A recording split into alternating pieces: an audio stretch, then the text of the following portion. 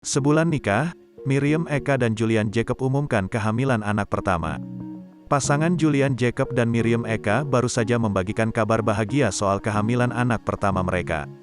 Berita bahagia ini dikabarkan sendiri oleh Miriam Eka melalui akun Instagram miliknya. Istri Julian Jacob tersebut menunjukkan momen kala dirinya mencoba alat tes pack di kamar mandi. Miriam Eka yang mengenakan baju tanpa lengan berwarna biru tampak gugup. Ia dibuat makin syok setelah melihat garis 2 di tes pack yang dicobanya. Pasalnya, 2 garis di tes pack menunjukkan bahwa penggunanya positif hamil. Miriam mengungkapkan bahwa dirinya merasa belum siap memberitahu Julian tentang kehamilannya. Kendati demikian, ia tetap menghampiri sang suami yang sedang rebahan di tempat tidur. Mengenakan kaos hitam dan celana pendek, Julian tampak asyik melihat layar ponselnya. Miriam pun memutuskan untuk memasukkan tes pack ke dalam wadah warna pink.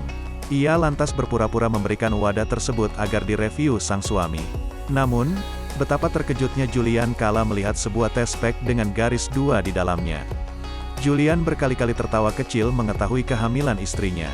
Dalam unggahan ini, Miriam Eka menuliskan pesan bahwa dirinya siap menjalani babak baru dalam perjalanan rumah tangganya bersama Julian.